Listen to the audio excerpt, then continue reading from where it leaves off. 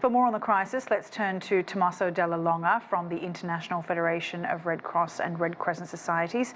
Thanks so much for joining us on the program. Tell us what you know about the situation in Gaza in terms of access to aid, food and water, and of course communication as well. Thank you very much for having me. The situation, I would say that is catastrophic. It's catastrophic because there is a huge lack of access to basics, so food, water, health, and also we are lacking fuel, which means in Gaza lacking of electricity for water sanitation, desalination, and life-saving activities in the hospital. And then on top of everything, there is the issue of protection. So at the moment, what we are reading from the Palestine and Crescent colleagues is that there is not really a safe place where to stay in the Gaza Strip, and civilians are really living a very difficult, complex situation where they're just confused. They don't know where to go, where to find the basics for surviving, and where to find support. So the situation is really complicated. A spokesperson responsible for overseeing civilian affairs in Gaza, an Israeli spokesperson that is, suggested that the crisis there was not as dire as agencies were making out. He said that there were no food shortages in Gaza and that water supplies were enough to meet humanitarian needs, and that Israel had in fact opened two water supply lines in the south. What do you say to that, and can you confirm whether or not those water supply lines have been opened? Well, what I can say is what I'm hearing from Palestine and Crescent colleagues who are in Gaza, who are telling me that the picture is pretty dire and it's pretty complicated. Then on top of everything, we lost the communication with Palestine and Crescent colleagues for almost 36 hours, and we had a couple of communication today starting at 4 a.m. local time in Gaza.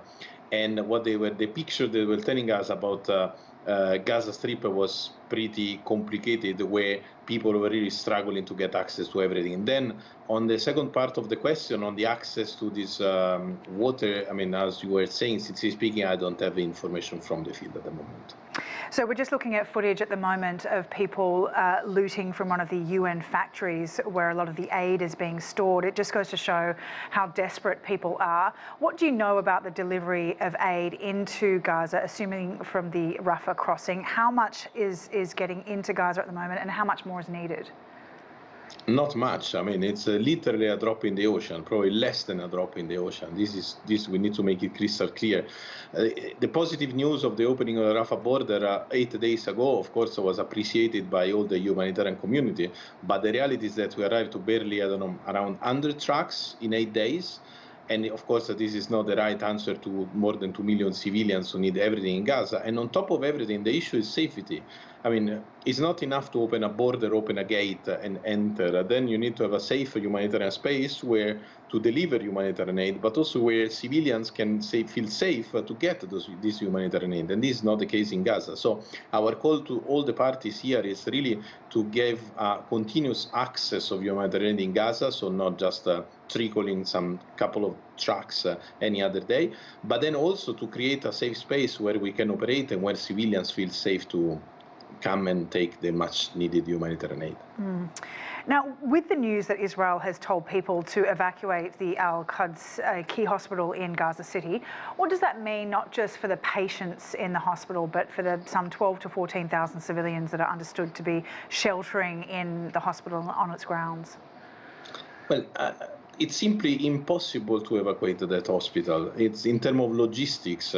We're talking, this hospital is run by our colleagues of Palestine Crescent, and there are people in intensive care unit, people needing oxygen, babies in incubators. And in this situation, the idea of transferring these patients, it's simply, I mean, there is no logistics, there is no safety, and it's really complicated. So the reality here, and we are deeply concerned about that, and we said it in a global statement today, hospitals are sanctuaries for people. And this is also why civilians entered in the hospitals around Gaza, including Al-Quds, as you said, more than 10,000 people, because they knew that hospitals are a safe place where to stay. And this needs to be respected and protected, not just as a moral obligation, but as a legal obligation on international humanitarian law. And this is why we are calling on all the parties concerned to continue respecting hospitals and civilians and doctors and nurses that are there. And then, if I may add, and sorry if I'm long, no doctor, no nurse should be put in front of this dilemma of leaving patients behind to reach safety, or stay in the hospital with their patients and risking their lives. So this is something that is not really acceptable. Yeah, disastrous. But Tommaso Della Longa, thank you for your time from the International Federation of Red Cross and Red Crescent Societies. Thank you.